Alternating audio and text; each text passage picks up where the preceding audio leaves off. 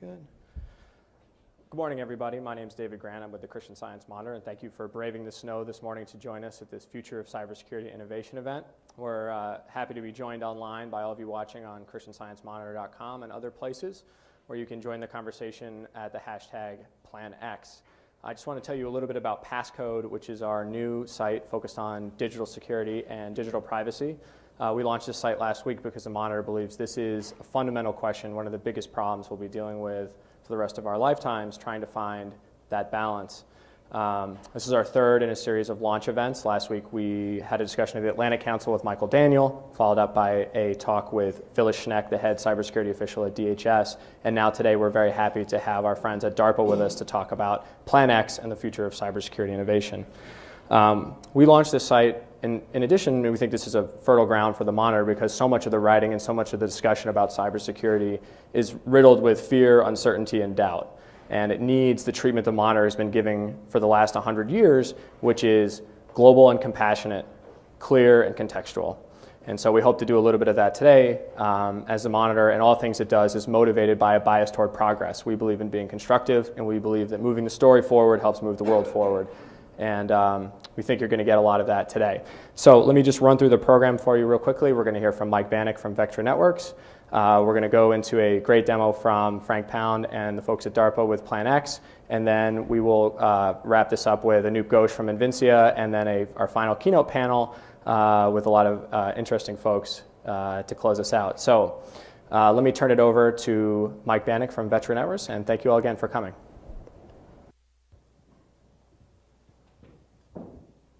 Thanks, David, and good morning, everybody. The thing I want to do today is spend a little bit of time talking about detecting cyber attacks as they happen.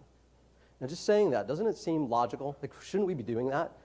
Because when you think about what's happened over the last 15 months, all the major headlines, breaches in retail, healthcare, finance, we've had over 1 billion personal records exposed, just in 2014 alone. And if we talk about the Carbonac attack against over 100 banks, they stole over $1 billion. And experts still don't know whether or not it's an attack that's still running on banks. People don't know if they can be confident in finding it in its active phases. That is a problem. This is actually an ongoing problem that we find every day in our organizations. Now, these companies and these businesses, they spend money on security. They spend money on the Great Prevention Wall. Gartner forecasts that in this year, organizations will spend over $17 billion on more Great Prevention Wall machines. That will probably continue to produce the exact same results that we saw in the headlines of 2014. Because it's a problem for yesterday's attack, not for the modern cyber attack. Now, when somebody finds out that their key assets are found in the wild, you get the dreaded call from a 3-letter agency saying, "We found a trove of your data in this really bad place. Can you explain how you do it?"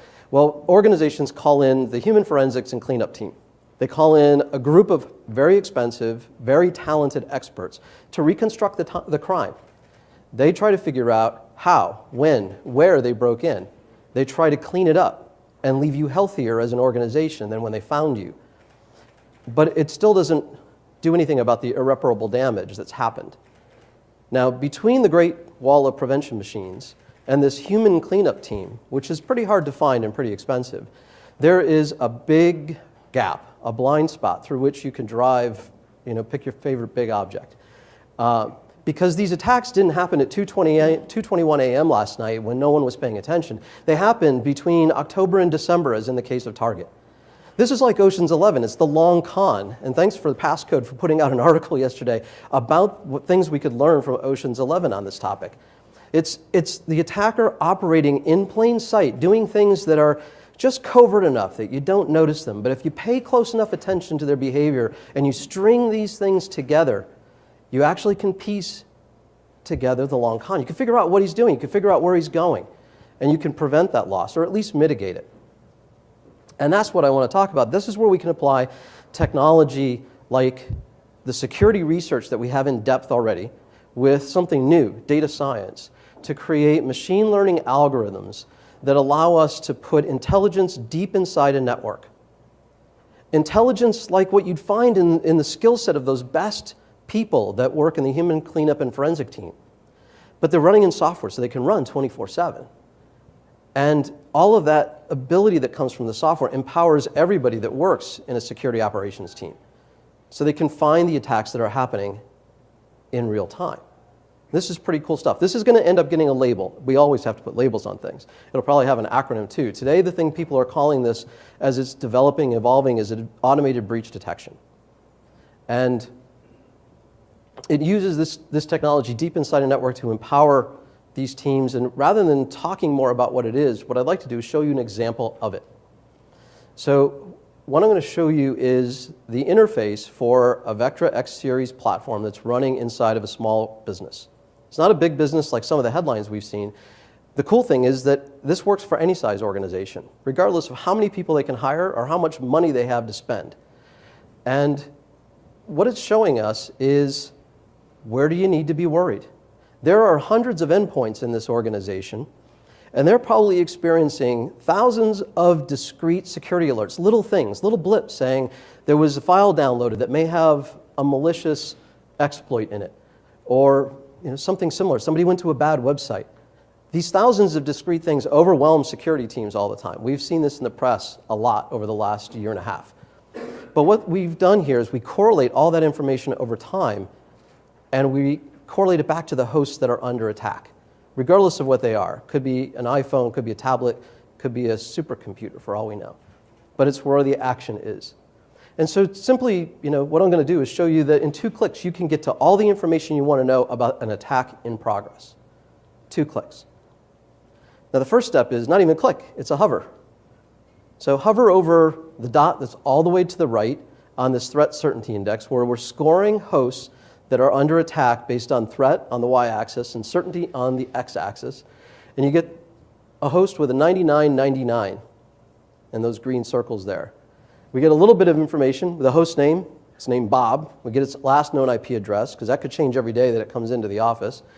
And we see the last 5 detections. Click on the host name Bob, and it takes you into a deeper view of what's going on. We get an infographic at the top that tells us some pretty vital information. This is job 1, this host. The reason it's job 1 is we've seen command and control behavior, we've seen reconnaissance behavior, and we started to see exfiltration behavior. We're not in the prevention mode anymore. We're not stopping loss. We're actually now mitigating loss. And you might think, hey, this is, is this really still helping me? Well, think about Target. If 4,000 credit cards were stolen, not 4 million, how big of a headline would it have been? Would a CEO have lost his job? Would American people be as concerned? They'd be concerned, but they wouldn't be as freaked out as 40 million. Well, let's scroll down and take a look. There's a few things I want to click into here to show you an example of what can happen if you simply pay attention to the behavior deep inside a network using this analyst that's running a software running 24/7. We could see some command and control activity, recon, and exfil. The first command and control activity I want to take a look at is this thing we call a hidden HTTPS tunnel. The first thing that you probably think of is, it's HTTPS. The attacker is encrypting his commands to the host that's infected with SSL. So you're probably thinking, how's this guy figuring out that this is command and control behavior? We don't have to see the contents of the packet in order to figure this out. That's a cool thing about using this kind of technology. You don't have to pry to protect. So you don't have to violate people's personal privacy. You want to detect command and control behavior when there's communication between an internal IP address and an external one? If there's a long silence and the thing outside breaks it, somebody on the outside is controlling the conversation. Things like that. It's that simple.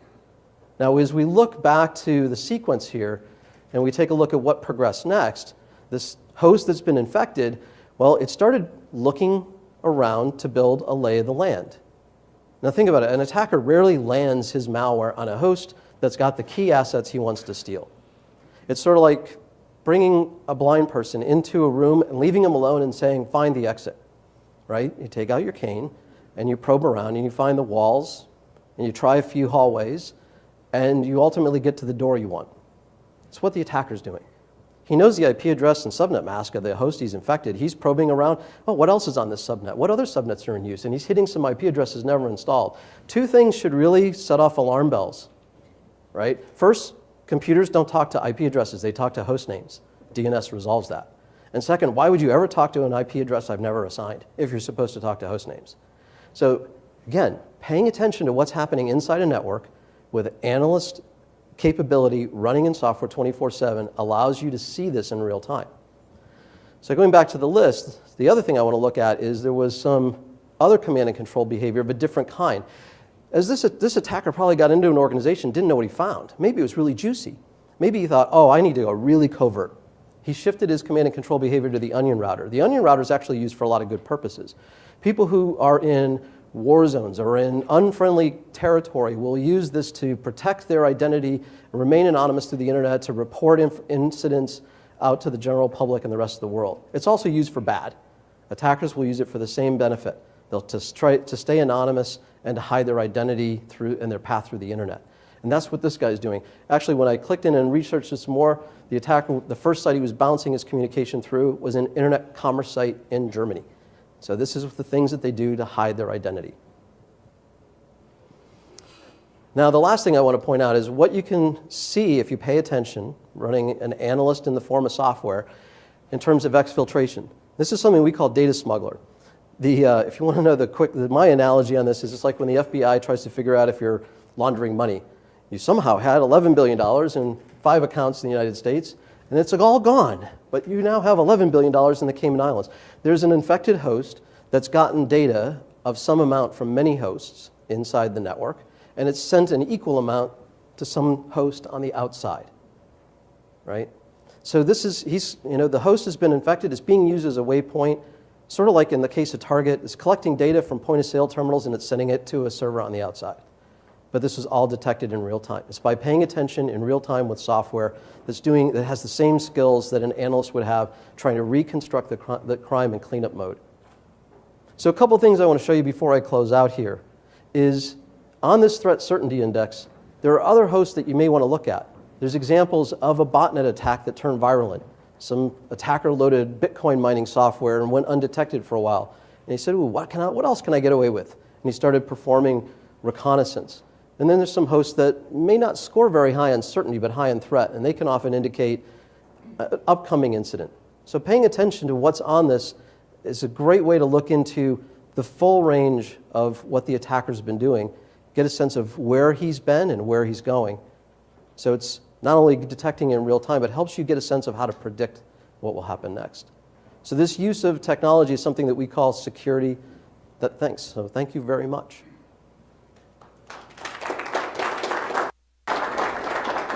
Take one audience question. Anyone from the audience have a question? Perfect, Mike. Thank you so much for coming. Great. Yeah.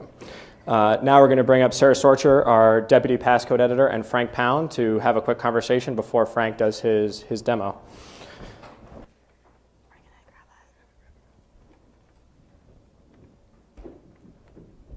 There you go. Thank you. All right. Thanks, Dan. Well, thanks so much for joining us, Frank. Thank Happy you. to have you here. It's great to be here. So before you do your demo of the Plan X program, why don't you tell the audience a little bit about what it Sure. is? Yeah, so the Plan X program, DARPA program out of the Information Innovation Office, the idea came about, and it's sort of been boiling for several years now. How do we get a cyber operations framework that's usable by the military deployed so that they can begin to take control of their own networks and be able to reason about their networks, to remove that fear and uncertainty that exists now in cyber. We just talked about better tools, better analytics, things like that. So Plan X, in the spirit of removing that fear and uncertainty, we took those ideas and we said, hey, what are the cyber operators of the future going to use? What are they going to interface with? What sort of data analytics are going to help them accomplish their job? And so everybody has seen in the press where Cyber Command needs to hire 6,200 folks to man what they call the cyber mission forces. And this is a really big initiative, given that they're going to have to fill all these positions to begin to defend DoD, DoD networks, and even be involved with defending America itself in terms of our cyber defenses. how are they going to do that with the current tool set that's out there? Not everybody is a computer scientist, not everybody is a developer. Currently, like we talked about just now, when you have a cyber attack, typically what happens is you have to go through the logs, you have to call in a crack team of forensics experts, and they take the computer offline, they image the hard drive, they look through all these things, and they've been through years of training to understand, what's suspicious and what's not. So a couple of things. So how do we take that idea of being able to find those things and be able to do it more in real time, and also provide interfaces so an E4 in the Army could actually start to accomplish this mission as well. The idea of requiring junior people in the military to, say, subnet IPv6 addresses is not really tenable. Some people are smart in some areas and some people are smart in others. Not everybody's a computer geek. But what we know and what we've learned is that with modern interfaces like on the iPhone and the Android tablets and things like that, touch has become a native, intuitive interface where people are, kids, babies actually are using these things effectively. So can we integrate touch into a cyber operations platform to allow junior analysts, young analysts to start to reason about their networks, defend their networks, and understand and run analytics? At the same time, we still have smart developers producing the cool analytics that will ride underneath this interface. So we're not saying that we're going to get rid of developers. We'll still have the same number. But so that's the spirit of what PlanX is trying to accomplish. Okay, so let's back up a little bit here too. You're talking essentially about cyber threat visualization as well. That's right. What goes into that? I mean, what are you automating and how will this actually help people understand what's happening? So instead of looking at log files and looking at packets of internet data, how many people understand what an IPv4 packet is, where's the IP checksum, where's the application layer, what's UDP, what's TCP, all these things, take that a step up in a visualization standpoint, put that in a touch interface, put that in a graph, put that in different viewpoints so the user can begin to reason about it visually rather than having to understand what each one of these fields is. And then run analytics that makes sense. Show me all the MAC addresses, or show me all these devices that were here one day and showed up in another place another day. So think of a tactical use case for PlanX where a military of the future is on patrol. There's going to be near field, Bluetooth, Wi-Fi in the battlefield. Wouldn't it be great if we had the ability to see that, get that back into the PlanX interface, and notify a commander that, hey, there's a MAC address associated with a Wi-Fi adapter that was near an IED attack a year ago. I wanted to alert my troops about that fact, but they don't have to know that a MAC address is 6 hot text of data. They just know that this thing showed up near an event that they're interested in. So when you say see the attacks, what do you mean by that? What kinds of ways might these types of breaches be actually displayed to the user? Is there going to be an explosion on the screen or something to signify this? Yeah, so we thought a lot about that, and sort of the way we're developing PlanX is we do rapid prototyping. So we rapidly build interfaces and prototypes.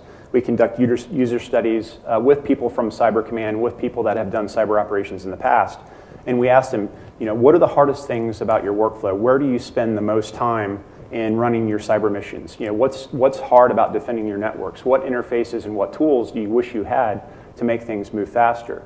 If you had the ability to do things in real time, or if you didn't have to spend time subnetting things. So we've done these user studies, and we've built, we're in prototype 3 now of the PlanX system. And back to your point, are we going to show an attacked host with an explosion or a fire or something like that? What we've learned is that something that catches the eye is obviously very important. Something that users will natively understand is, hey, I need to pay attention to this. So the system will learn how the specific operator is using the system and learn what catches their eyes. Think how banner ads sort of catch your eye when you're surfing the web.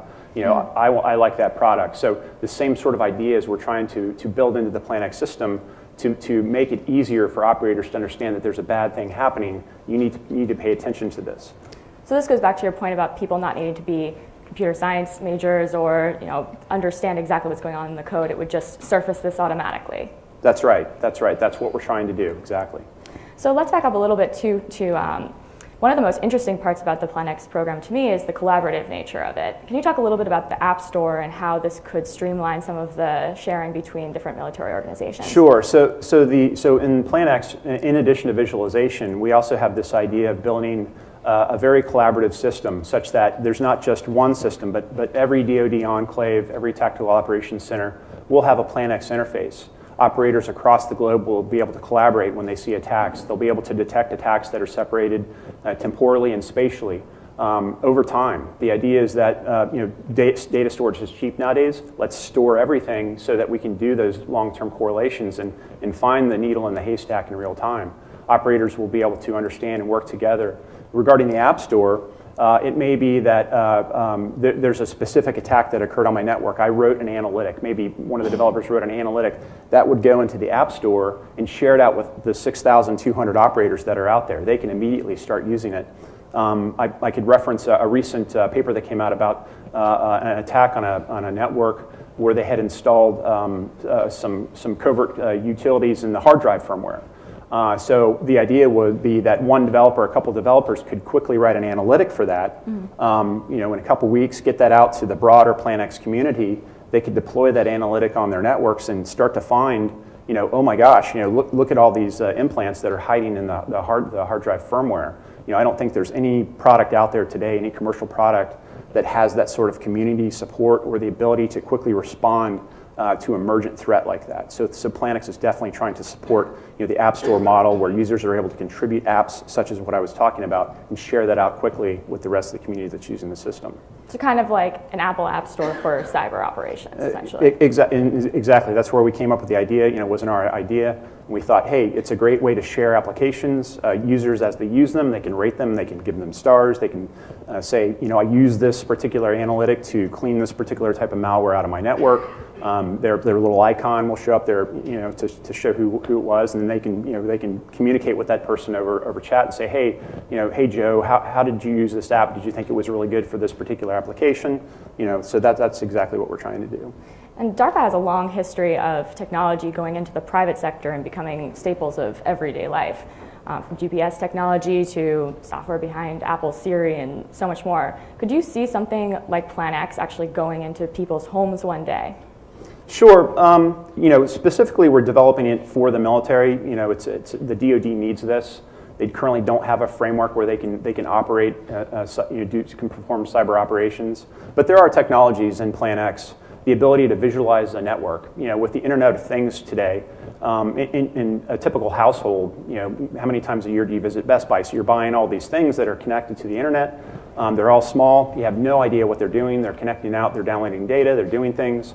So wouldn't it be great to have some way to visualize all the different devices in your home that are doing things, sort of like on a dashboard or something, so that you know what's connecting out, what's doing what. That doesn't really currently exist. And I think if we build the interface right, it'll actually be something that people find very useful. To be aware of what's going on with their own network. From a point of view to somebody that's stocking their refrigerator. That refrigerator could be connected online. What's my refrigerator doing connected to this IP address that's very suspicious? So I think yeah, there's technologies there that would definitely transition. And you guys were also exploring some virtual reality aspects of this too, with the Oculus Rift headset and things like that. So let's say you're a cybersecurity operator in the future. Would this, or cybersecurity professional, would you be able to use any of this technology too to find problems in your own network rather than just in people's homes? Yeah, so we did some early experimentation. I mentioned we do rapid development on Plan X, and we looked at a whole bunch of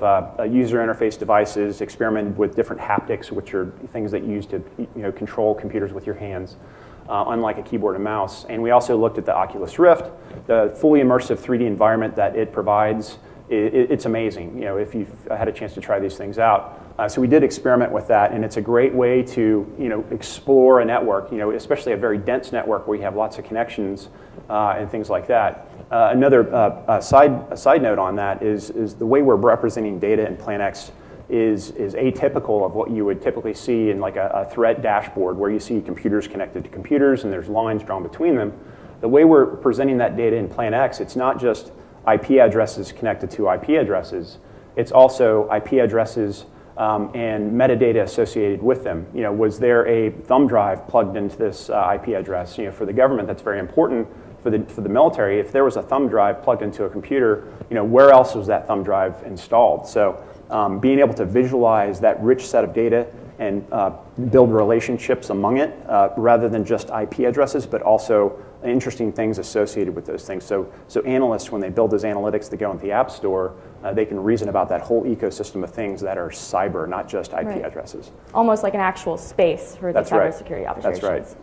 So I'm sure that you all have lots of questions, but first, if Frank could give us a demo for a few minutes about his program, and then we'll go take some from you.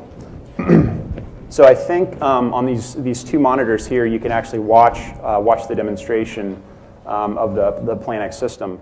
And so I mentioned that we're on prototype 3 right now. So this prototype we finished in October of last year, and we're currently working on our next prototype, which is due to come out in April. The big deal for this prototype is that we switched from using the Unity 3D game engine for visualization over to HTML5 interface. We thought, if we're going to deploy this to the DOTN enterprise or to the military networks, it's going to be kind of burdensome to deploy a big game engine like that. So we thought, the browser is going to be the way to go. So we converted everything over to use HTML5 and some really novel JavaScript libraries. So that's what you're going to see here. That's the big thing for this interface. And you also see artifacts of how we're supporting planning cyber missions. We worked with Cyber Command very closely to figure out, how do you plan current missions today?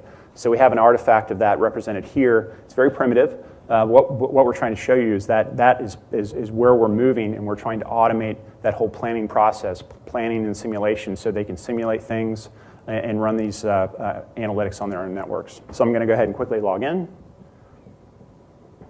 I know you can see my password, so proof of concept. So as I log in, I'm user 3333 here. And what you'll see in the future is you'll see all the missions that are running that I'm interested in. Here we have one particular mission. This mission is interested in listing the processes of all the machines that are in my network. One of those processes could be a malware process, a program that a adversary installed on one of my machines. So we could have any number of these missions running. I'm going to go ahead and create a new mission. So I'm going to select here, and notice the touch interface is kind of novel. We're using the Microsoft Perceptive Pixel display here. It's 55-inch. We can also drive this with a keyboard and mouse. So we didn't get rid of it, obviously, but we wanted to show how easy it is to conduct and run these missions with the touch interface. So here you can see the operational form that people at Cyber Command would use to fill out to conduct a cyber operation. And in here, what we've started to do is we've taken that form that you would fill out with a pen, essentially, and we've started to change the way it works, and we've started to use parts of the domain-specific language of PlanX, where we have graph query language constructs going into the form. Again, this is a very early prototype of where we want to go with the system. We would never ask a user to type that in, but you could see here as we're beginning to automate and beginning to build this ontology, lock down the rigorous way to talk about cyber in semantically correct ways, so that the spirit of what the commander or the planner is trying to do can be turned into an executable mission, and then draw upon those apps that are in the App Store. So I'm going to go ahead and create this. So there's my second mission. It's called PS List. I'm going to go request approval. Not all plans I can run myself. I may need to request approval from the lieutenant above me. So I'm going to approve that myself since I'm a captain.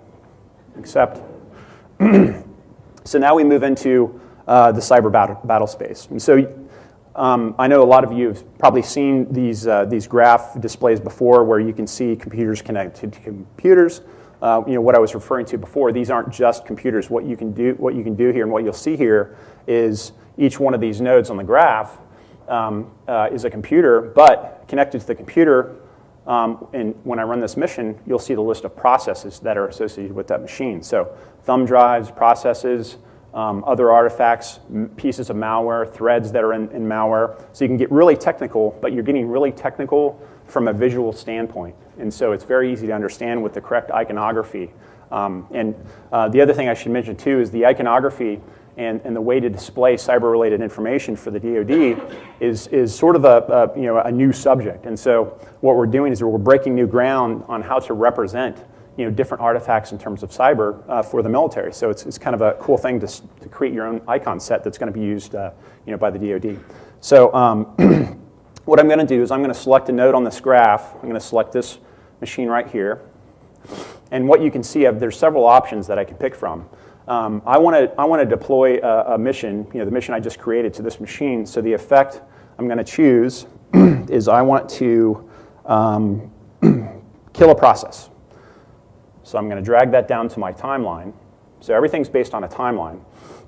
And then I'm going to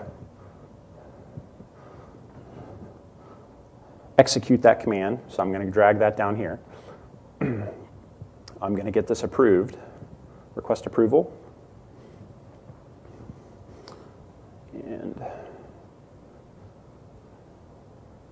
then it goes into the green part of the timeline. So everything happens at time 0. So when folks are collaborating on building missions together, other operators could also be building parts of the same mission and collaborating with each other. So an operator could scan my network for the list of suspicious processes. Another operator could have a special analytic he or she built to kill those processes or remove that system service table entry, all in a graphical interface. So I've got the mission all planned out. I know when I want it to happen. So what I'm going to do now is I'm going to generate the plan to run that mission. So what happens now is that effect of listing that process goes into the App Store and says, hey, maybe that was a Windows 8.1 machine. Are there any applications in the App Store that will list processes and kill this process on a Windows 8.1 machine? The App Store will say, yes, there's an app here. So I didn't have to know that as an operator. I didn't have to know anything about Windows 8.1. I just knew I wanted to stop that process. All right, so all that was done automatically. Plan was generated. Now what's happening is that plan is getting deployed to a wargaming and simulation range. So this is really a really cool feature of Plan X2, where the battle space, my enterprise network, I can replicate that in a series of VMs in an OpenStack instance or some other virtualization environment. So if this is Linux, this is Windows, this is a Cisco device, whatever, all these machines will quickly get replicated in this virtualization environment. I can run this mission over and over and over again to give me a confidence level and say, hey, this is going to operate the way I want it to. And that's very important for the DoD to provide predictability into cyber operations. And that's one of the key reasons right now they can't do this, because it's hard to quantify how cyber effects will work. There's no way they would let me run this on a DoD network without being able to guarantee that it's not going to take down some enclave of my enterprise. So I'm going to go ahead and stage that since it passed with 100%.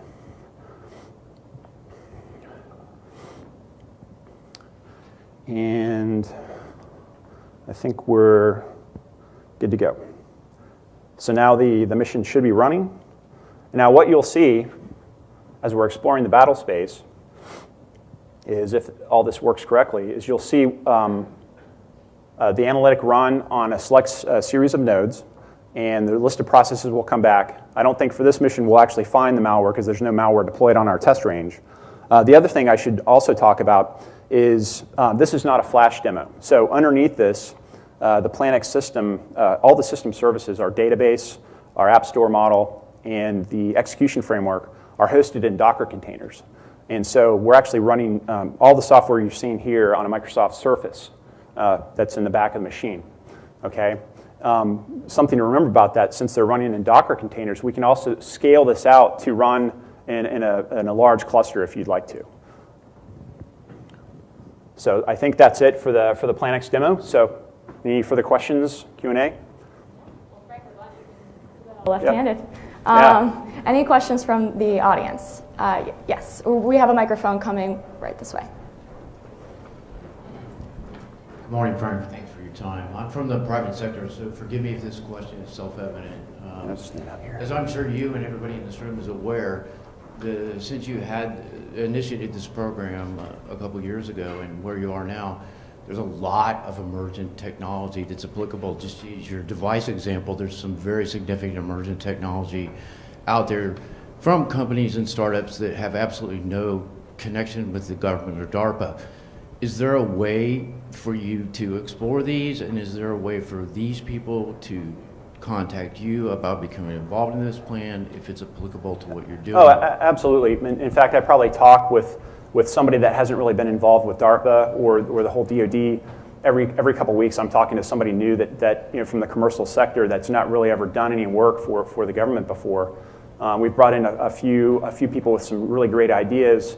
And the program before I came to DARPA, Cyber Fast Track, the principal reason for that program was to bring people who weren't part of this historical DoD ecosystem and bring them in. Hey, what are your ideas for computer security, network security? What sort of cool things that exist that you could develop and bring to the table that we haven't historically seen? So yeah, we definitely engage with folks outside the community on a regular basis. My boss Dan, he says you must talk to everybody at least once. So we absolutely do that. Is there a formal path for that, for the various people that want to get in touch with you? Yeah, so my email address is on the website, darpa.mil, and you can email me, and if you want to come talk to me, we can set up an appointment and chat, absolutely. Yep. Great. Yes, in the back. Hi, Frank, thanks.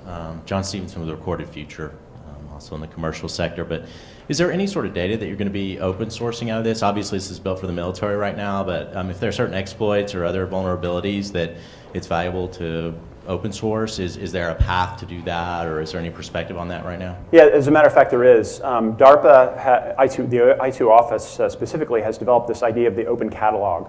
And so the idea is that if there are programs at DARPA that have developed technologies that could be shared back with the community, we want to make that really easy. And so there are pieces of Plan X and some other programs that you'll see show up on the DARPA Open Catalog. And you can Google that and get a list of all the open source projects that have been pushed out there.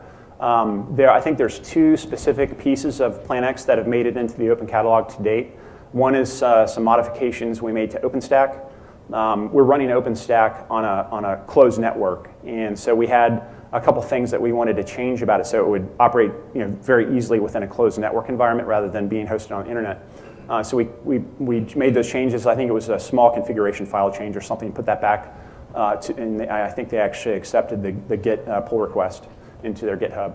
And then there's another one related to cyber warfare, domain-specific language, like how do you talk and how do you describe cyber operations constructs with a new computer language.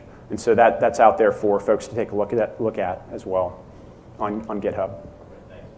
Great. And yes, also in the back on the side chair. Thank you. Christine Vargas, Avocent. Firstly, whether it's a public-private partnership or not, I can see this being expanded out to the civilian space in terms of the interconnected home, the Internet of Things. Plug your home, your connected home, into this so that you can scan everything for threats all at once. In the wave of the future, I can see that. But before we get there, this is an incredible educational tool. Are you building an educational model, or module rather, into this system? Because not only will this teach, our military how to protect its networks, but it can retroactively explain cyberspace as it exists today in ways that we've never fully understood before because we don't get all the multiple interfaces that are presented to us. Yeah, you're absolutely right. Natively, the interface that we're building is a learning tool in addition to an operational tool. So as operators start to use the tool, they'll start off with very basic missions like the process list mission, which actually didn't work, and I apologize for that. We'll show it in a minute. But operators will run these very simple missions, and they'll learn over time how to conduct more complex missions. So instead of me dragging just the process list app from the App Store down here, I could compose very complicated missions over time. And as I get better and better at it, as I send these things off to the wargaming and simulation engine, it will essentially grade me. It'll say, this mission only succeeded 43% of the time. Frank, you need to go back. And then I probably would require approval from a lieutenant or a captain before I ran more sophisticated missions. So you're absolutely right. Natively built into the way we're building this interface, it's a learning tool in addition to an operational tool. And so that also addresses another need of the military to have this persistent training environment. So if it's built into the operational environment, it's persistent. It's always there. You're always learning. You could shift from doing an operation to shift to doing training and to go to the next rank if you wanted to. And yes. Thank you. Matt Hyland from the Air Force Research Institute. Are there any DoD information assurance policy constraints that need to be overcome to really unleash the power that this capability brings, especially in some closed network mission enclaves? So yeah, I understand where you're coming from. So luckily for us, we're engaged early and often with those transition partners that have those specific mission requirements. So we're engaged with Army Cyber right now. They're actually doing some field testing of certain components of the PlanX system. So we're definitely working through those bureaucratic sort of hiccups that you would encounter when you're trying to deploy a revolutionary new system. And we've got a lot of people engaged. They're very excited about the way we're going. And I guess the good thing for us is that cyber is this ever-evolving environment. As time moves, cyber evolves. It's unlike anything else we've ever really experienced. And so policies and laws and things like that are going to have to change just as fast. And you can see things changing very quickly. And so as we're able to influence and show people what can be done to visualize and operate safely in the cyber battle space, that will also hopefully, and we think it will, influence the way some of these policies are enacted. One more question, yes. Thank you, Rob Sheldon from Benz. I hope this isn't a false dichotomy, but when you think about this type of thing, how did you conceptualize what missions you ought to spend a lot of effort building interface to keep a man in the loop, and which missions you should just approach entirely differently and try and automate without having a person there? So I think it comes down to complexity. So here you have a very simple mission, listing processes on a machine.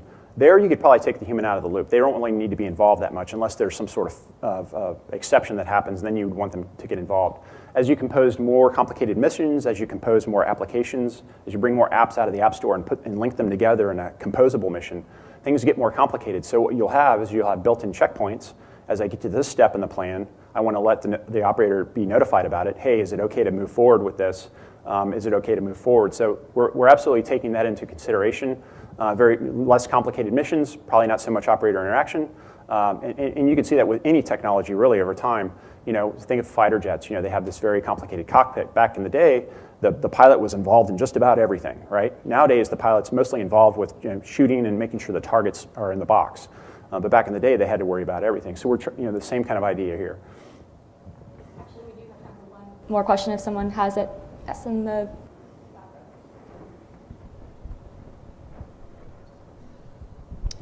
Good morning, sir. I'm Lieutenant Marie Cristoforo with the U.S. Navy. And, sir, I was just wondering, with the challenges of low bandwidth and often dated programs running on ships, how do you plan to mitigate some of those obstacles? I know you mentioned a closed network, but at some point in time, something's going to have to be updated, and it's probably going to have to be in the middle of the Gulf. So. Yep, I get you. So the idea with PlanX, so a couple questions you had buried into that one question. The way we're designing PlanX is we have what we call the PlanX core. And so eventually all the information that our analytics pick up will go to the PlanX core. We also have this idea of PlanX satellites. PlanX satellite would be a small instance of the core that would exist in a tactical operations center on a ship, on a DoD enclave on the DODIN network somewhere. And the idea is that we understand there's communication issues when you're at war and overseas and things like that. So the PlanX satellite can operate autonomously for a period of time, and then when communications becomes available, it can synchronize its data. So think about a military unit going on deployment. In the old days, they would get a big box of maps and put them on the ship and take them out there. In the modern day, they'll take a box of disks, which will have cyber-relevant information for their area of operations. They'll get the PlanX satellite set up. It'll synchronize with the core, supposedly hosted at Cyber Command. And if communications goes down, they can still operate for periods of time autonomously with that data that they have already. So that's how we're addressing, I think, that need. Regarding the legacy devices that you may have on your network, another part of the PlanX system is the ability to deploy in real time a capability to like a Windows or Linux or Unix machines that won't require you to redo your whole network. You can still have those things. What we're trying to do is provide situational awareness about your network. What's happening to those legacy devices? We understand that you're not going to be able to pull everything out at once. So can we build smart analytics to tell us in real time what's happening on those legacy devices. You know, let's admit it, we're going to encounter the adversary in the future on our networks, but let's be able to react to that very quickly. Let's know about it as it's happening, rather than going back through logs and forensically discovering, oh my gosh, you know, they took all this information from us after the fact. Frank, is there anything else that you wanted to add as a closing? So I wanted to actually run the mission and show the processes launching. So Ben, could you come up here real quick? You know, I'm sorry, my arm is affecting the way I'm operating this thing. So, yep. There we go. Approve. There we go. The plan. We didn't generate a Yep. plan first. Okay. So now the mission's actually running. Plan turned green. It hits the mission timeline. So you'll actually start to see the effects deploy. So it wasn't a bug in the software. It was a bug here with me. So I apologize. So right now the mission is getting deployed to all the machines on the network. It's going to go search for the particular piece of malware that we wanted to find. And for this mission, I don't believe we deployed the malware, so it's only going to list the processes. And it should show up here. Now, regarding one arm, you can already see how the touch interface facilitates operation very easily. I can pinch and zoom, right, very, very easily, and pan. It's great, actually. You know, I never thought it would be this great to use.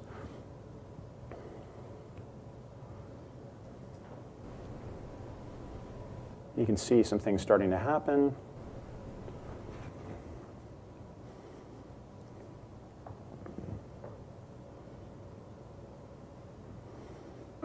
Any other questions while we're waiting? Sure. Someone else have a question? Right near you, Jared. So I can see clearly you have a lot of machines connected, at least in this instance. So is there a way to organize this in maybe like a hierarchical fashion, or based on, I don't know, a couple different arrangements, like what processes are running on the machine and so on? Just because as an analyst thinking about, you know, tapping on one machine out of what looked to be like a 2,000 or something absurd, I need to be able to drill down quickly and efficiently. And right now, I mean, I love the touch interface. It's slick, but it seems like more of a nice to have than a mission critical. You're absolutely right. And so, as I mentioned before, we're rapidly building these visual prototypes, interface prototypes. This is prototype 3 that we put together over the summer and got it buttoned up in October, switching from Unity to HTML5. So that the prior interface that we had with a 3-finger gesture, you could do exactly what you're talking about. You could switch from this viewpoint to a geographic viewpoint. So instead of seeing these nodes in their relation to each other, how close to each other they are, you could see how they're geographically separated on a map. One of the things we should also remember too is that there we go. One of the things we should also mention too is that it's not very easy to guarantee that an IP address is at a specific latitude and longitude. That's a very hard thing to do.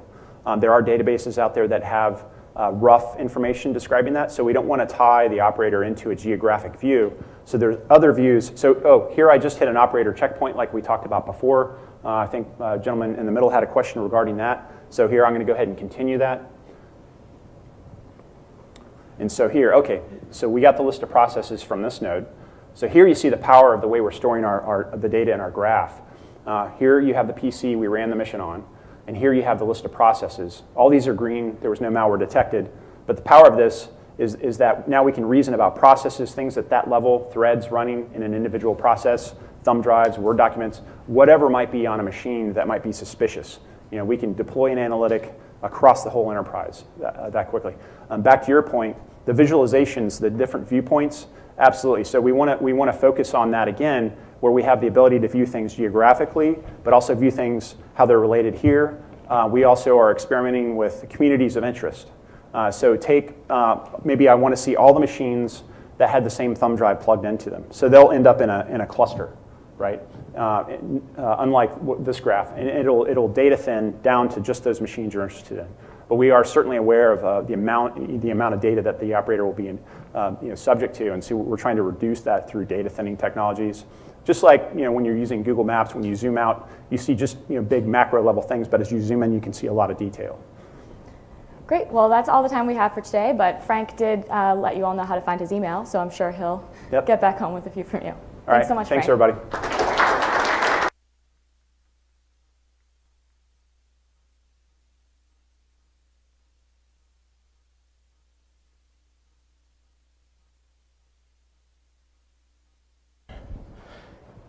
Thank you again, Frank. And now we're going to welcome Anoop Ghosh, who's the founder and CEO of Invincia. Thanks, Anoop.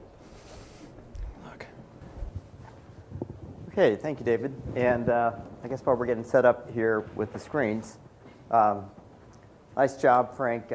Did his presentation remind anyone else of a young Matthew Broderick in a machine? Do you want to play a game? Totally different.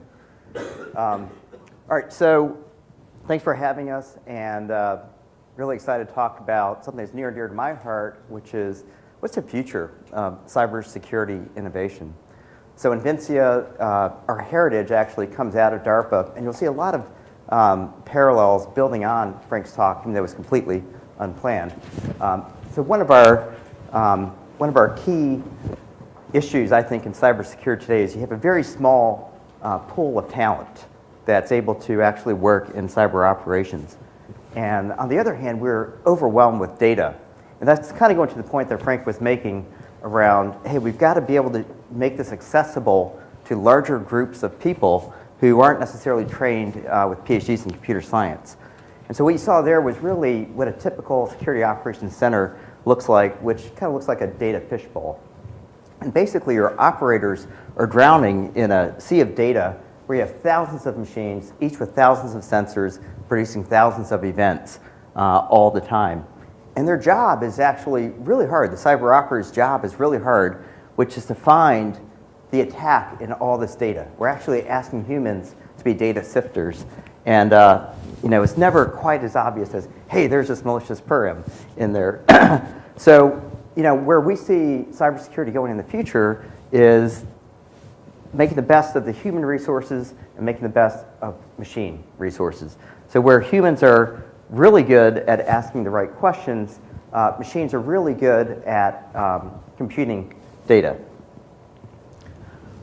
So what I'm going to show next really are a couple of projects that we've worked on with DARPA that really show how we get there, right? And Tapio is a program, it's a DARPA program. And basically, the idea is you have the ability to distribute agents to all kinds of devices, whether it's a desktop, laptop, a router, a printer, or what have you, and bring computation to the data. That's one of the key points here is we don't want to necessarily collect data from all objects everywhere and crunch on them, but rather we want to be able to look at data at the source and ask of it intelligent questions, right? So have the computation ferret out the answers, but have the human go ahead and ask a question.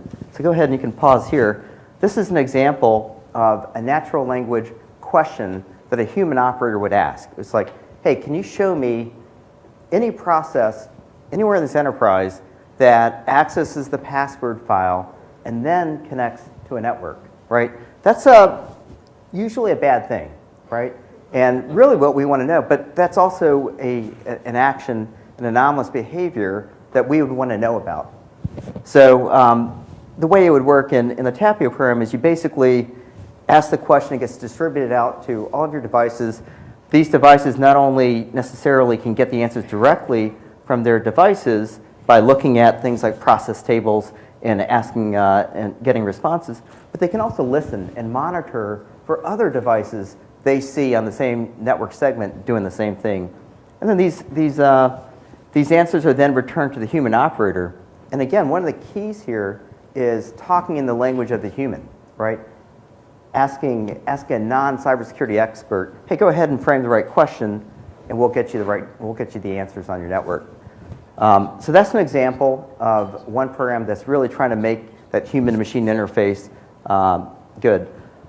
The next example I'd like to talk about is a program called CyberGenome. Now, CyberGenome was a program that DARPA launched 4 or 5 years ago and really tries to address this fundamental question, which is today, every day, we have over 1/3 variants of malware released every day. And existing defenses just don't know how to deal with that kind of volume of data. And so the CyberGenome program essentially tried to map the genome of malware in terms of its capabilities. And here what we're showing is the ability to actually ingest, in scale, large amounts of malware and then be able to visualize it and ask of it questions again, from a human language point of view. So this is just an example of several different data sets that we've ingested, including the Mandiant APT1 data set, CrowdStrike's Putter Panda data set, and others, in fact, some from DARPA as well. You can see on the right here, in that one window, we've extracted capabilities of this malware automatically. And the key there, again, is we didn't need a very expensive, deeply skilled malware forensic analyst to actually extract capabilities like, oh yeah, this malware captures mouse movements, and this one uses cryptography, and so on and so forth. That's automatically extracted. We used a crowdsourced algorithm that went to the web and learned how code is written and is associated to English language, extracted those capabilities. You can go ahead. And what you find is as you hover over any of these capabilities, it actually highlights the samples of malware that have those capabilities. And basically the way you do clustering is these are variants of one another that show this new sample is simply a variation of this family of malware, right? All that's done automatically, and this is the interface that the human uses, right? And this allows you to actually process data in scale, allows you to process hundreds of thousands of samples of malware and really understand what's going on. Keep going, please. So another example of this interface is we call it sort of the Facebook of malware. So for every sample, there's data, essentially like his homepage, his profile, that shows what's embedded within it, what capabilities might be in it, also what it connects to. And that's just ways of representing data in a meaningful way. It's not just academic research, right? So we do a lot of research in Invincia Labs for DARPA, but we also apply it in the real world. So as an example, we took, data that came out of an Iranian cyber ops that was called Operation Cleaver. This was a publicly disclosed campaign by a firm called Silence. Over 160 samples of malware they found through various countries and various industries. And basically when you import all these samples, you immediately can see where they cluster together. And they cluster together more or less by capabilities. And so you can see here, for example, these are all the capabilities that we automatically extracted from these malware data sets. So it kind of tells you, what is this malware doing? What are its capabilities? And again, this was all in the lower side of this chart. You can see the capabilities in color bars. So as you hover over one capability, it also highlights all the malware that have those capabilities. We can automatically extract IP addresses that are hard-coded in the code. So you can find where is this malware connecting to and begin to do cyber ops against that. So that really is just an overview, brief overview of where we think technology is taking us. This work was funded by DARPA, which is part of the reason we're excited to be here, talk about this public-private way of funding commercial innovation. Today, Invincia runs on over 20,000 firms globally. We ship with every Dell commercial endpoint. We manage over 1.8 million users in the advanced threat protection space. So with that, I think I'm done, and I'm glad to take any questions if we have any time left. Absolutely. Any questions from the audience? Just wait for the mic. Wanted to scream there. So I'm curious about the target audience. I represent private sector, and there's this constant tension when it comes to malware deconstruction, malware analysis, where someone in a completely corporate environment may argue that this type of tool is great for people that are ultimately building anti-malware tools that are on the commercial side. So for the AV vendors and whatever becomes the new AV vendor of next year, versus having analysts in-house doing this. And so the question is, if you do argue that it behooves a company to have analysts doing malware deconstruction in-house, what's the end game? So you drive around a bunch and you say, okay, but these have something in common. What are the actions that drives for response? Yeah, and clearly this isn't a technology that you would deploy to every firm or every even government agency, right? This is a tool that automates the work that today is very hard to find people with the skills to do, right? So you do see security operations centers really in the Fortune 1000, and even that's a stretch. Some people say there's about 24 or 3 shops that actually have skill sets, right, to be able to reverse engineer malware and understand its capability. In the government, there's probably 2 or 3 places that actually have those skills, right? So in a certain sense, what we're saying is there's not enough people and there's too much malware, right? So by bringing technology, Mark Andreessen is famously quoted for saying, software eats the world, right? Our belief is software will begin to take over sort of these tier one SOC operators' responsibilities of looking at data and trying to discern what's going on. But it is for this particular purpose, not necessarily for everyone. Good question. Over there. So the off-lever example was really compelling. I think your drill downs on various capabilities is interesting. But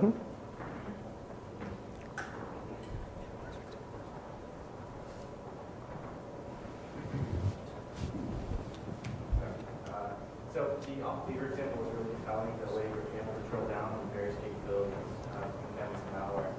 But that's obviously a structured data set from a vendor that was shared and disseminated. Does your platform actively take samples of malware and do that reverse engineering automatically? Or do you strictly use structured data sets or stuff gleaned from open source? And where does this data really come from? That's I guess the core of my question. So his question is, hey, you have one clean data set that came from a vendor, and he's correct. It was called OpCleaver from Silence. And the reality is, none of us have the whole picture, right? So we have 1.8 million users that are getting constantly, attempted to be pwned, right? So we collect data from those users on malware, but so does everyone else, right? And the reality is, what we need as a community are community sources of malware, right? And so what we're really doing is showing that, hey, given a repository, and the government has, for instance, its own sources, right? You have DC3 that collects malware. Every major bank has its own sources. And then you have threat intel shops, commercial ones that have its sources, right? The goal here is to develop tool sets that say, hey, go ahead and share your data, right? But we're going to give you the tools that allow you to analyze this rapidly.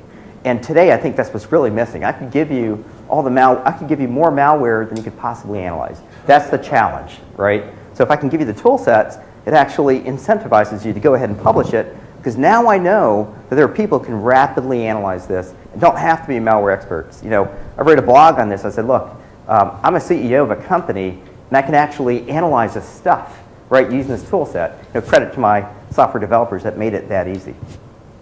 So to get to the crux of my question, I guess, is this, are these analysis tools sitting on top of structured or unstructured data? Oh, it's completely unstructured. I mean, these are binaries. These are Windows PE32s. We didn't do anything funny to them. We didn't reverse engineer them. We just ingest them, and we automatically extract it. I feel the orchestra music coming on. Is it? Okay. Yeah, that's the funny mic music there coming to somebody. A new ghost from Invincia. Thanks so much. All right, really appreciate it. So we need to get some chairs on stage and get everyone mic'd and get my... Thank you. With this, we're going to welcome our next panel up on stage. Sarah Sorkin.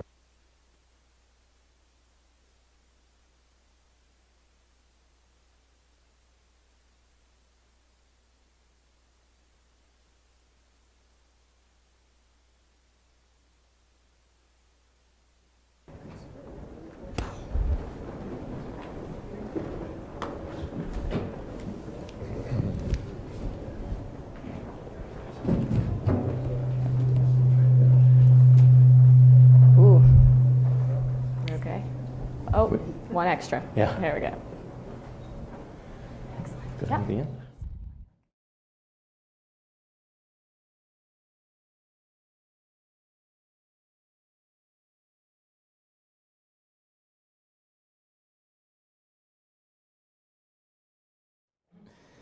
Great. We all set? Sure. Well, thanks to all of you for coming here. And just, I know that David introduced you all before, and maybe we can take a minute or so for each of you to go through your organizations and how each of you are working to foster innovation. We'll start with Bill. Okay, so I'm Bill Hill. I'm from the MITRE Corporation. So we are a not-for-profit company that's chartered in the public interest. Our primary work is supporting various government agencies. We're a system engineering federally funded research and development center. So we do a lot of work in integration and computer security, which is why we're here. My job as the CISO is to is to keep our company safe, as well as take whatever innovations that we're doing inside the company and share them with our government sponsors and the world. So we have a pretty good program of innovation. Unlike a lot of the big technology things that you're seeing here today, one of my main jobs is sort of making innovation something that everybody does. And so we try very hard to do it in a number of ways, all I think that are centered around engagement. So we work a lot with keeping our staff engaged in this problem. We're very engaged in sharing threat information in the community in a variety of ways. And so I think that's really probably the theme that I would stress is my job is to keep everybody in the fight. Great. Yeah, we'll get into more of that too as the discussion gets going. Dan? I'm Dan Kaufman. I run DARPA's Information Innovation Office, basically the software office at DARPA. About half the office is cybersecurity. About half the office is big data analytics, going after everything from human trafficking to things like that.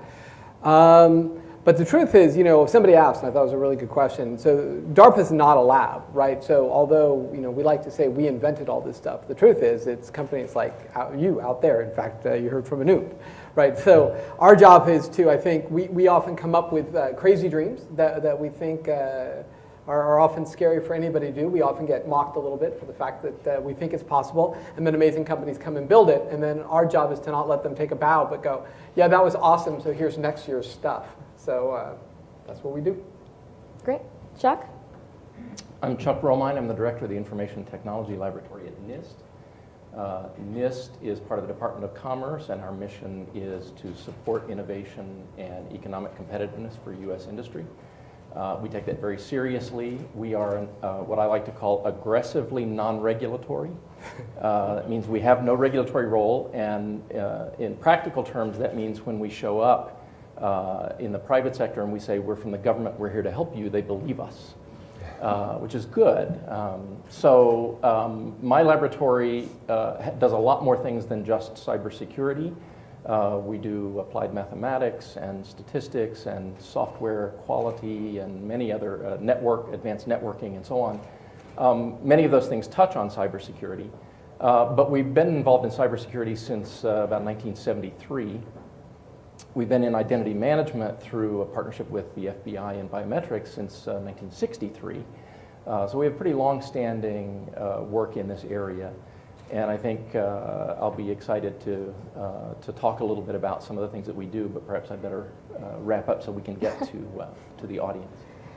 Or to your questions. I do want to take a peek at what's on your whiteboards. If you could each pick one advanced cybersecurity solution that you're working on and talk about how that's addressing one of the critical problems that both the government and private sector are facing today. Bill, do you want to kick us off? Sure. So, well, it's hard to pick just one, but I think for us, one of the big things that we're doing is engagement across communities. So we find that we're a number of many threat sharing organizations, and so we find that sort of together, the united we stand, divided we fall idea, it really works very well there.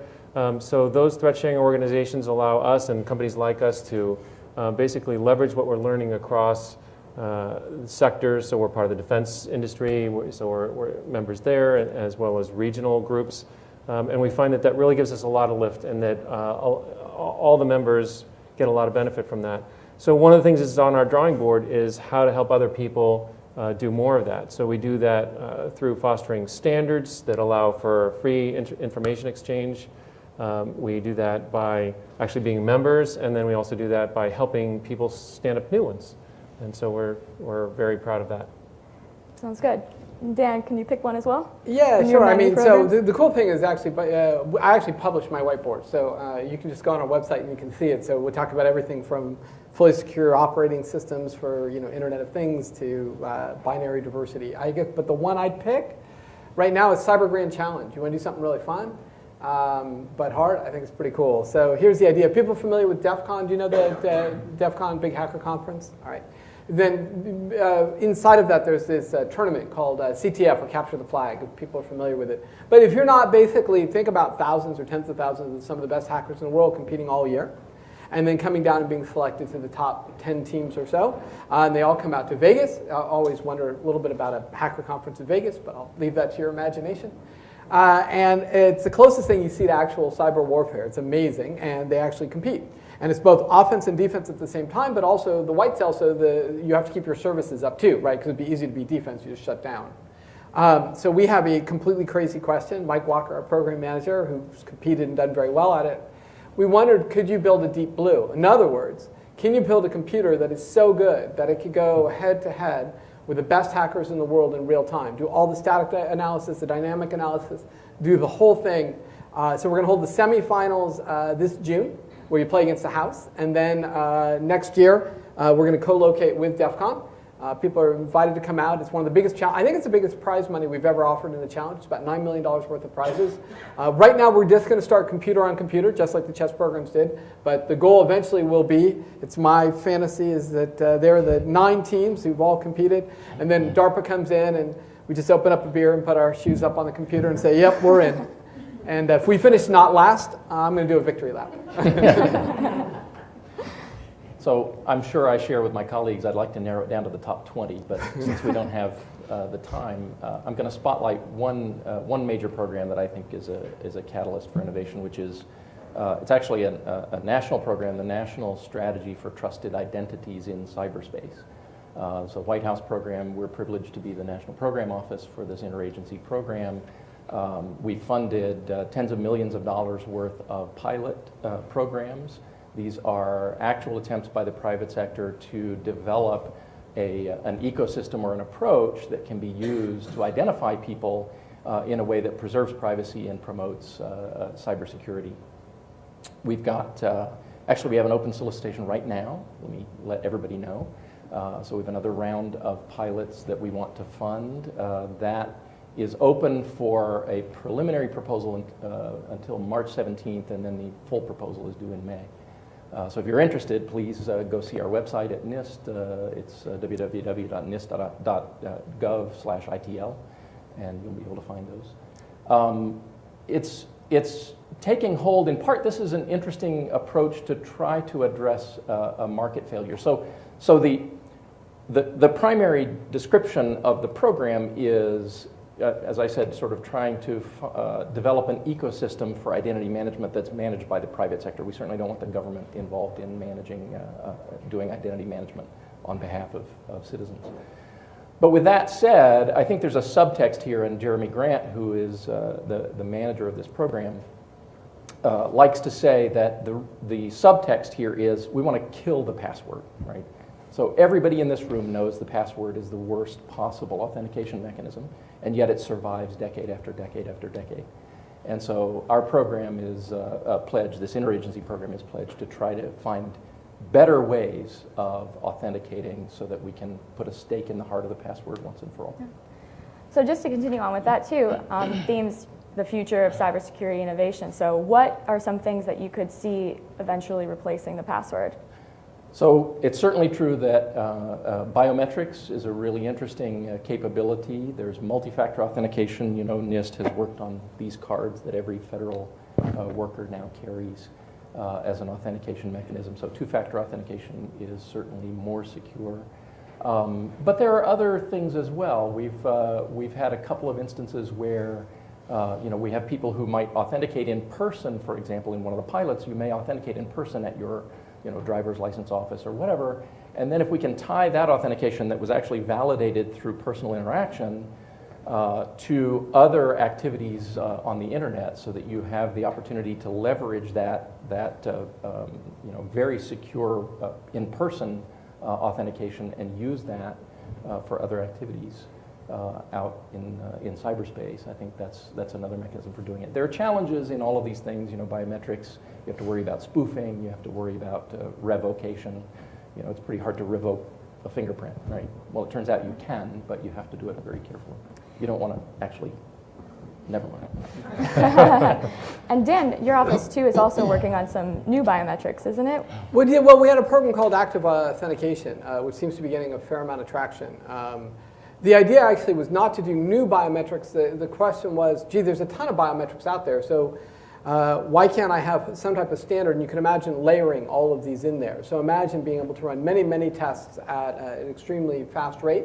And then as I gain more or less confidence in you, I can then ask more tests to come on, or less ones. I also know the last one that you passed, so I can do things.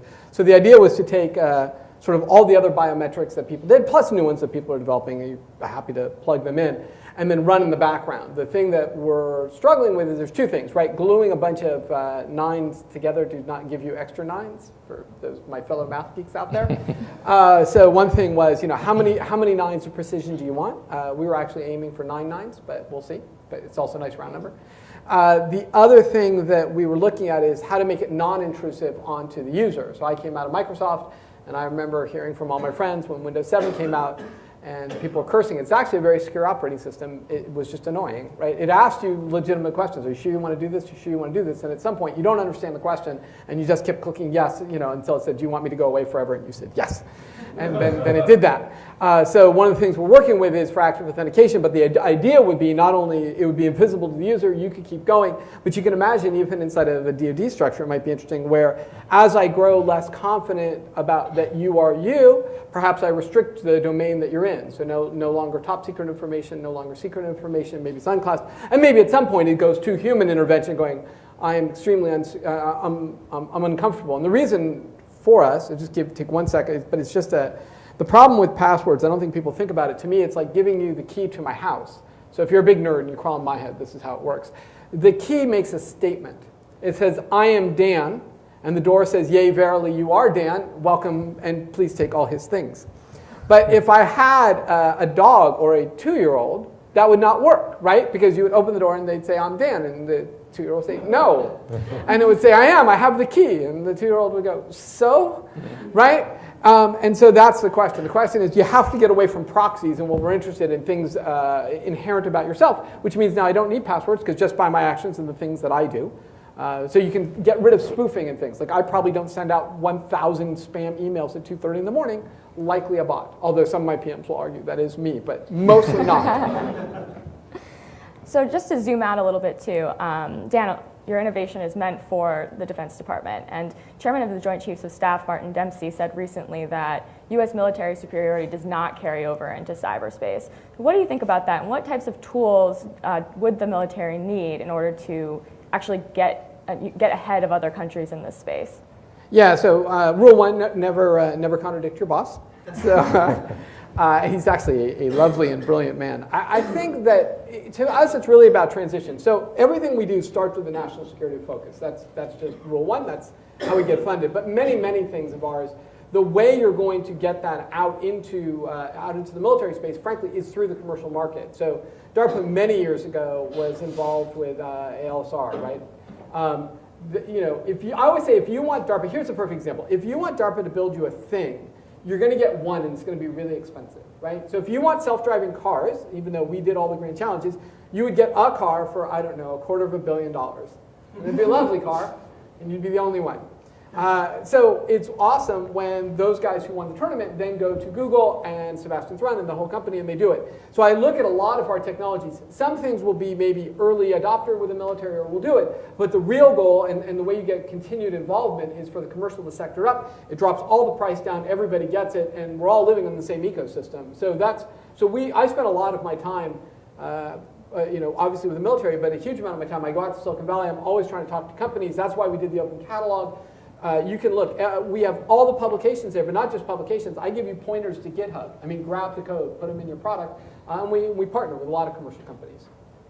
Is there anything specifically that the military really needs right now in order to get an advantage over other countries like China, Russia, in space? Oh, I guess I guess I'm not a big believer in silver bullets. I think every time you do that, I always laugh when people say like DARPA's going to do this thing. It's like the bad guys sit back, and do the. Well played, DARPA. We are out of the malware business. So yeah, no, that will never happen. I think what does happen, I think one of the things that makes this country very strong, and I think where we will get I think we can get a jump on other countries. Step 1 is not calling them JVs. It's a huge mistake. Denigrating other people is just it's wrong, and it's a recipe for disaster. But I think what you can do, I think there are inherent benefits to in America. I think investing in R&D, encouraging companies to get out there, creating markets for people, that gives this huge boon and growth to creativity and commercial, and that's where you get it alive, right? That's the force multiple. It's not me, the government, dictating someone to do something. That nothing great ever comes from that. What becomes great is passion, is getting people to really do it, and then giving them a support structure out there. And so sometimes we're an early customer. Sometimes we throw challenges out at you, like go enter my Cyber Grand Challenge, right? Now, that'll be amazing, but my hope is somebody will see that, will grab it and say, oh my goodness, I can go compete with a Fortune 500 company. I'm going to commercialize that. That's a massive win, and then all our systems are secure. So it's sort of a nice, but that's how I think you beat people. I think you do it as a nation. And on that point, who is driving innovation in cybersecurity? Is it the government that's the primary force of that, or is that coming from the private sector? Bill, do you have any thoughts on this? Well, I think it's happening in both places. I couldn't agree with you more. I think that there's big innovations, there's small innovations. There's a whole innovation ecosystem. So while a lot of us, either government or private, are waiting for the next big thing, I completely agree that there's going to be a reaction to that. We're in an adversarial game, and so I think that while we still need to do those things, then people are also figuring out, what do you do in those gaps? As the adversary forms a reaction, it'll be years before the next big program addresses that. So how do we live in that time space between one defensive innovation and the next? And so I think that's why I say innovation's for everybody, because we have a lot of little innovations to do along the way to keep things going until we get the next big one. What more can the government do to drive this? Is that to Jack? me? Jack, Yeah, I can certainly answer that. It gives me an entree into something else I want to talk about, which is the National Cybersecurity Center of Excellence. Coincidentally, MITRE is the operator for us of the FFRDC that helps us manage the NCCOE, which is a bigger entity in ITL. And this is exciting because we're building on sort of two things that characterize NIST and certainly characterize ITL. One is a deep technical expertise that we possess in-house. And the second is this trusted relationship with industry that we capitalize on. And we need both of those things in order to run the NCCOE. It was established a couple of years ago. It's actually off the NIST campus nearby in Gaithersburg. And we have 20 partnerships with IT companies and security companies. And these partnerships are not just on paper. These are actual engagements where they send products, they send software, they send hardware, and they bring, because they actually come to the NCCOE and work alongside our folks. We have engagement with the Wounded Warrior Project, so we have some folks coming in we do some training as well, and with other federal agencies and with other parts of the private sector. We focus on specific use cases, so we'll take one particular challenge in a sector, whether it's financial services sector, the energy sector, the healthcare sector. An example might be secure communications from a mobile device that a small healthcare provider has to a larger hospital system. How do you secure that in a way that recognizes HIPAA requirements and security requirements overall? And we convene a bunch of people around that particular topic for a relatively short amount of time, provide some innovation, room to innovate in that space with technical experts from both government and the private sector in partnership, and with the MITRE folks also participating. So that's what I would spotlight. I think it's. So what do you think, in 5 years, in 10 years, are we actually going to be more secure online, or are the threats going to continue to outpace the solutions that are being developed? Yes. Okay. So yeah, I mean, I think, no, it's true. We're gonna learn a tremendous amount about how to be much more secure. We're doing that day by day, but the fact is, the malefactors, the folks out there that wish us ill, are becoming astonishingly good at innovating themselves. And so I can't predict the outcome of that race. I know that we have a lot of capabilities, and we're putting a lot of effort into this. And I'll talk a little bit about. I'll give you a forward pointer to something else that I'll probably talk about if I get a chance, which is the work that NIST did in helping in developing with the private sector the framework for improving cybersecurity of critical infrastructures in the U.S. But I'll stop there until it comes up more organically. It's a forward pointer. Sure. Dan, do you have any thoughts on that 10-year plan? Do you think that we're going to overall be more secure online, or? Yeah, I mean, his answer's right. Both are going to go up. I tend to be an optimist, so I do think you'll tend to be more secure. I mean, if you look at large operating systems today, I mean, they're substantially harder to get into than they have been. I mean, if you talk to any of the hackers, and obviously we hire them and like them, so we mean that as a term of endearment. If they could go back to the XP days, they're all thumbs up. And in fact, that's why you're seeing movements. I think you're starting to see things moving over to things like Internet of Things, going after whether it's cars or automobiles and stuff. Part of that is because it's a target, but part of that is because it's easier. And I think we can do it. I'm hopeful. We'll see. I think there's a number of things that we're trying to introduce now at DARPA that I think can fundamentally change the game plan. But again, it's DARPA stuff, which means it's a dream. People are building it, and we'll have to see how far we get. But I give you two simple examples. Right? One question we ask ourselves is, so why do attackers always win? I mean, is it, are they really that much smarter than us? Are they better looking? Like, what's the story? They probably are better looking. And one thought was, well, they play this game. They have this awesome ROI, right? Which is, we live in this homogeneous system, right? We grow to this monoculture, right? We're all on a Wintel box or maybe an Apple box, or if you're one of the cool kids on a Linux box, but that's pretty much it. And if you get to the app layer, we're even more homogeneous, right? Because we're all using PowerPoint or Word or whatever. And so an attacker's point of view is, well, one attack gets me millions, tens of millions, hundreds of millions of machines. So it's very lucrative to do that. And all I have to do is find one hole in it. So we ask questions like, well, what if you could do binary diversity? What if every single person who downloaded an app, it came and it was slightly different at the low level? That would mean that every single attacker needs a special attack to hit everything. So that which hits me doesn't hit him. And we have huge models of this. That's how the human immune system works, right? We would all be dead of the bubonic plague if we did not do such a thing. So why we use the term virus, but maybe we should take it a little more seriously and actually do that. So that's sort of one thought, and that seems to be gaining some speed. The other thing I like about it is it's also a psychological ploy, because not only does it make it difficult and expensive for you to attack me, because you know that you'll just attack me less. And so that just sort of works well, right? The other thing is looking at the Internet of Things, which is exploding, and we're all excited about it, but I prefer it not to kill me. So I want it, I just but I want to be safe.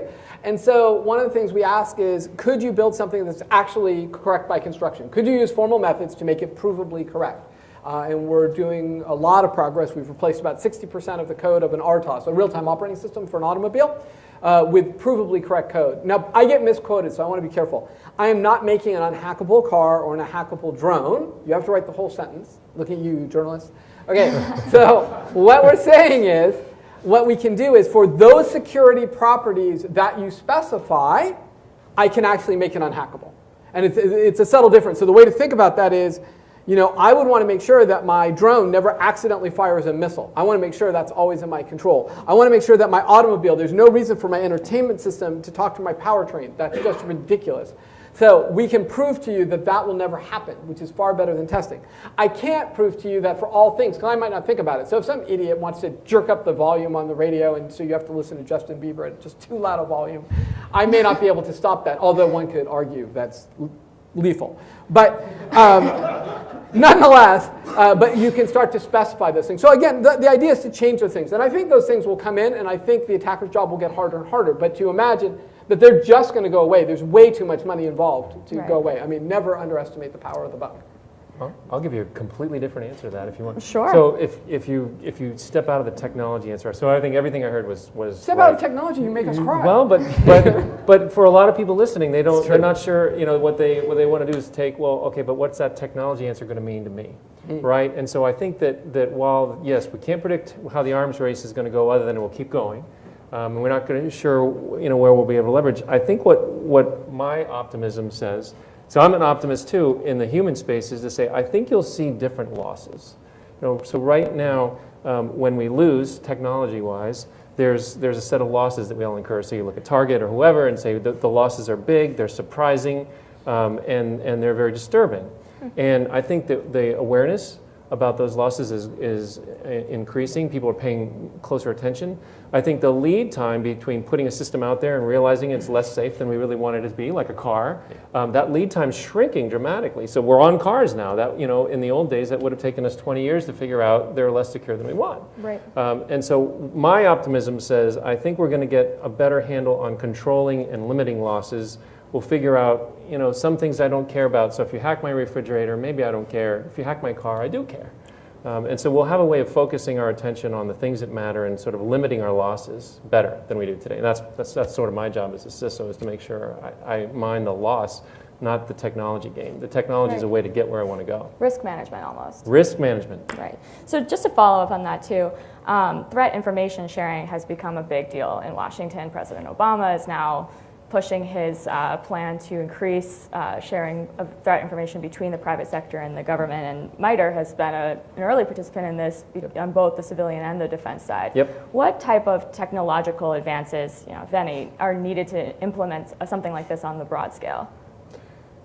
Well, there's a lot that needs to happen. So technology-wise, we need to understand more about what it is that, you know, goes into what are the important elements that you're using in your analytics, in your reasoning about threat, even describing the threat. So we've been doing a lot of work. Much of it's in partnering with various government agencies, including NIST, to have standards so that when we want to exchange, we can't do this by picking up the phone.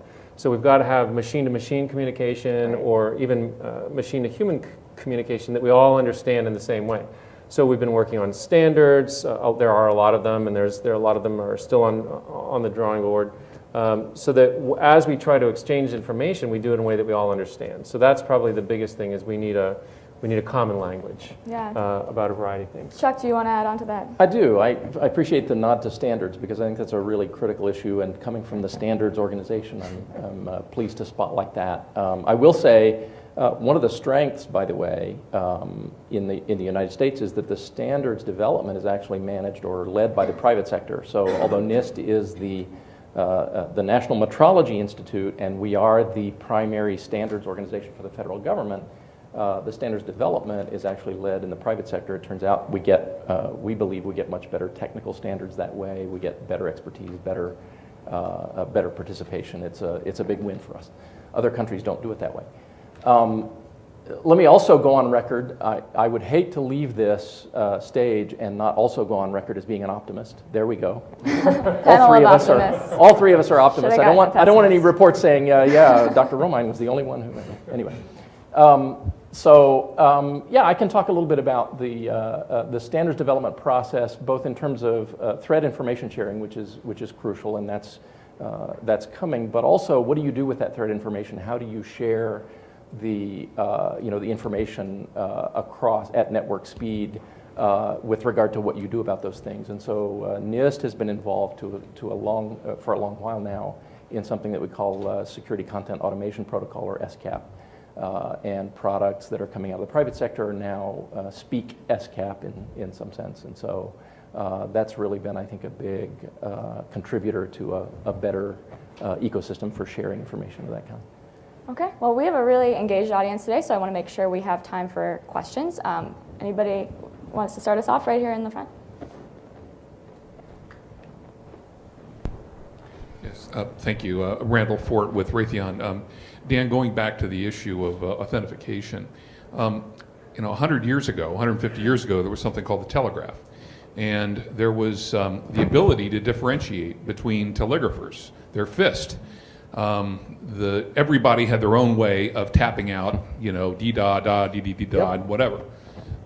So shouldn't it be possible to take the full range of activities that, beyond password, how we hold a mouse, how much pressure is on the mouse, how fast we click, how much force we use when we touch a screen, our weight, our gait, our stance, the angle where we sit, our heart rate, our breathing pressure, our physical weight and mass, all those things are individual and unique, especially when combined. So shouldn't it be possible to take at least some subset of those factors and put them into an algorithm that would recognize that my holding this device or my using this device is different than anybody else? So yeah, you should come to DARPA. You just described my program better than I did. Yes, that is the active authentication program in a nutshell. In fact, I seriously, go to the Open Catalog and you can download it. That is precise what you've described, and it literally, when we pitched it to the director, we used that exact, the telegraph fist was exactly the argument we used. We said it's all there, and while you can spoof one, I think it gets increasingly harder to spoof lots, and if I can throw them all in. So that was exactly right. In fact, one of the changes we made in the program was I started on desktops, but it felt, it was really interesting when we moved to mobile, because you can pick up all sorts of interesting things on mobile, including heart rates, walk cadence, and all that stuff. And so yeah, that is exactly what the program does. And we supply the math, and hopefully we're more accurate. Great. Anyone else have a question? Yes, in the back row. Hi, Paul Lyons with TSC. Going on what you just said, Dan, about collecting heart rates and gait and walk and everything, we've talked a lot about security, but what about privacy? Yeah. I mean, when you get into the, martial law is relatively good at stopping civil unrest, but where's that line for privacy these days? So yeah, these are great. I feel like I should pay you guys to ask these questions. So we just launched a brand new program on privacy because that's exactly my concern.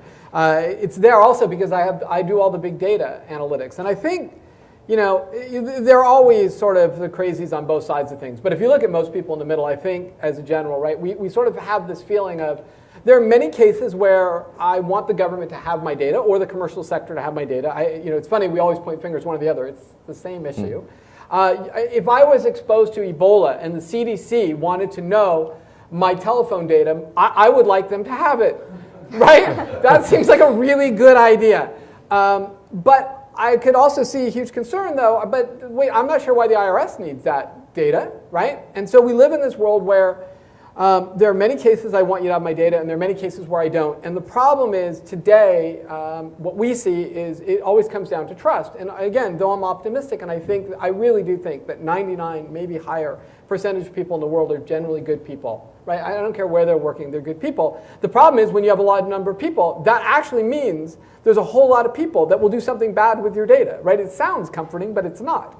Because 1% times a large number is a lot of people that could do something. So DARPA's thing is, well, is there any tech we can do? So the program, in rough terms, we're trying to look at two different things.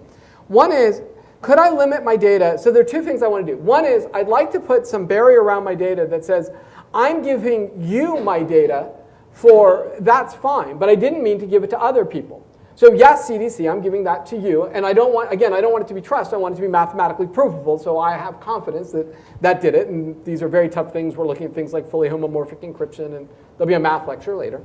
The second thing I want to limit it by is time, right? I don't know why you need all my data all the time, right? So maybe what I want to say is, yes, you can have my data for this purpose, government or commercial entity, that makes sense, and you should have it for 90 days, and then I want to know that it's gone. Not that you will delete it, I just want to know that it's literally quite gone. Now, whether we can do that, I don't know.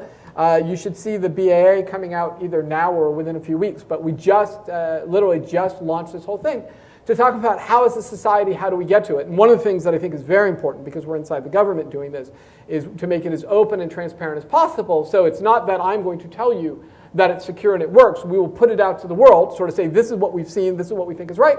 You'll have organizations like MITRE and NIST and private companies. And if we as a society all say, look, that looks pretty good, at that point it would get put into products. But I think it may be the next big issue for all of us to deal with. If I get a minute to add to that.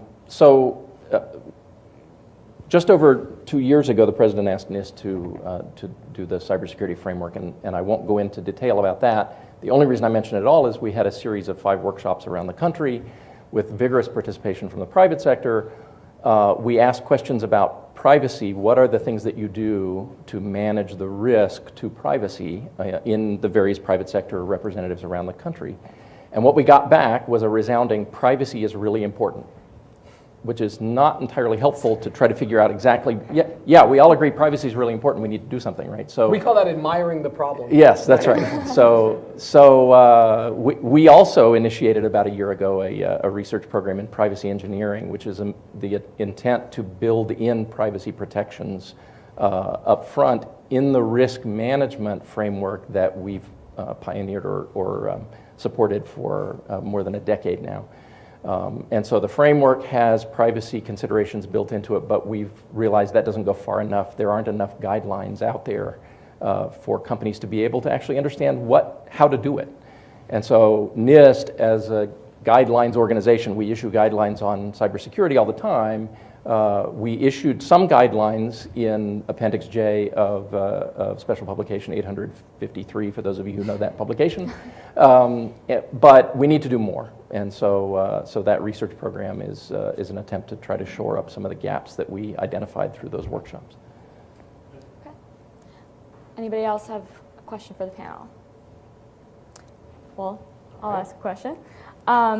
So you mentioned, so on the topic of privacy too, there are a lot of policy questions on the government level that go into that. I mean, what would you say are there any technology solutions to government surveillance, for instance, that you could see moving from either your organizations or your experiences or the private sector into making collection a little bit more, improving collection? Well, I can tell you, I went to Estonia, so one, obviously I just did a whole rant on our program, so that is the tech. Stay tuned, hopefully it'll work. Right. But there was a fascinating thing I learned in Estonia. So they're almost an entire cyber nation. It's amazing. Like in their constitution, they told me that you have the right to wireless and the right to internet access, and I was like, oh. It's a country after my own heart. Even in the forest, they said you can't go anywhere in Estonia and not have connection, which I just think is amazing. So one thing they've done is they've moved everything. All their medical records, their voting, everything is online. And one thing they did that I thought was quite clever, I don't know whether it would work in a country, and again, I'm not a policy guy, but the concept was clever, is that whenever the government accesses your data, you're notified. Right? That's interesting. And so you think about that, sort of a nice thing, that level of transparency, and right? So you're like, oh, well, I assumed I sent my tax records and the IRS is looking at it. That seems pretty logical. Why is this other organization having it? And the thought is not only does it give you some level of recourse and some level of protection, but it's also an inhibitor, right? Because if you're somebody and you shouldn't see it and that person is to be notified, hopefully that will help check your thing. Like when we're all driving on freeways, that cop car. I'm not saying that we don't all slow down, but those of us who might be moving a little fast decide to take that sign slightly more seriously because you will be observed. And so I think it's there, but the real hope is to build things on technology. And again, the real hope is to put it in users' hands. The thing that I like to do is put it in users. So I would love to imagine one day built into a browser, right? This is sort of the dream. One day it's built into a browser. And maybe you have various settings. You're like, oh, well, for my financial data, I want my privacy very obscured. Maybe you're trying to do some large census thing. And I'm like, well, if I'm only going to be in a pool of 1 in a million and I can't be individually identified because I'm trying to study obesity or something like that, well, that seems like a common good. I want to give that information. But what most people don't know today is really what it means when you give information. So just to give you an idea, this was a stat that surprises some people who aren't in the world.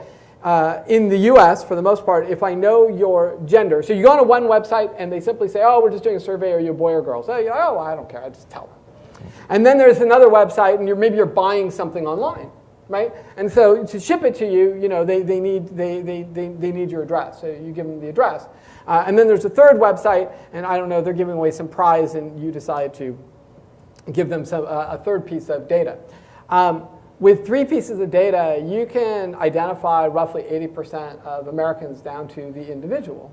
Wow. And you don't think that you revealed that information. That wasn't the plan to reveal that information. And so again, it's just simply about knowledge, about understanding that stuff and how it's used for. And I think, again, I'm a big believer in people. So I think that if we provide them technology and you empower people, people are a lot smarter and a lot better than I think we give them credit for.